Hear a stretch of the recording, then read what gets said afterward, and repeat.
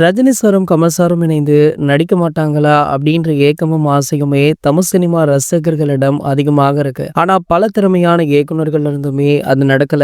அது பற்றி கேள்விக்கு பேசிட்டு இருக்கோம். கண்டிப்பாக செய்வோம் அப்படின்னு ரஜினி சாரும், கமல் சாருமே தொடர்ந்து பதில் சொல்லிட்டும் இருக்காங்க. சில மாதங்களுக்கு முன்னாடி கூட கமல் அவர்கள் அளித்த பேட்டியில இதனை ரஜினி சாரும் என்னிடம் கேட்டார். நீங்களும் நானும் இணைந்தால் அந்த படத்தை நான் தயாரிக்கிறேன், இல்ல நீங்க தயாரிங்க, இடையில வேறு ஒருவர் வரக்கூடாது அப்படின்னு சொன்னேன்னு சொல்லியிருக்காரு. அதே போல கூலிப்பட இசை வெளியீட்டு விழாவில் பேசிய ரஜினி அவர்கள், கூலி படத்துல ஒரு கெமியோ படத்துல ஒரு நடிகர் நடிக்கவிருக்கார், நீங்கள் நம்ப மாட்டீங்க அப்படின்னு லோகேஷனிடம் சொன்னபோது உலகநாயகன சம்மதம் வாங்கி விட்டாரா அப்படின்னு நினைத்து சந்தோஷத்துல மிதந்து கொண்டிருந்தேன். ஆனால் அது அமீர் கான் அப்படின்னு லோகேஷ் சொன்னார். இந்த நிலையில தான் தற்போது ரஜினி சாரும், கமல் சாரும் இணையும் படத்தை லோகேஷ் அவர்கள் இயக்குவதாக செய்திகள் வெளியாகி இருக்கு. அதோட சுமார் 700 கோடி பட்ஜெட்ல உருவாகும் இந்த படத்தை கமல் சாருடைய ராஜ்கமல் பிலிம்ஸ் நிறுவனமும், உதயநிதி அவர்களுடைய ரெட் ஜெயின் மூவிஸ் நிறுவனமுமே இணைந்து தயாரிக்கிறாங்களா. கூலி படத்திற்கு பின்னர் கார்த்தி அவர்களை வைத்து கைதி 2 படத்தை இயக்க பிளான் போட்ட லோகேஷ் அவர்கள், ஆனால் வெளிவரும் செய்திகளை பார்க்கும்போது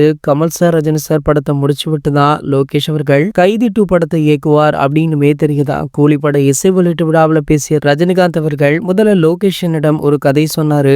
முழுக்க முழுக்க வில்லன் கதாபாத்திரத்தை மையமாக வைத்து அவர் சொன்ன அந்த கதை எனக்கு ரொம்பவே பிடித்திருந்தது அப்படின்னு சொல்லியிருந்தாரு. சோ இந்த கதையை தான் டெவலப் பண்ணி இதுல கமல் அவர்களையுமே இணைத்திருக்காராம். கூடிய விரைவிலேயே படப்பிடிப்புமே ஆரம்பமாக இருக்காம். இது போன்ற சினிமா செய்திகளை பற்றி நீங்க உடனே தெரிஞ்சுக்க நம்மளுடைய சேனலை மறக்காம சப்ஸ்கிரைப் பண்ணிக்கோங்க.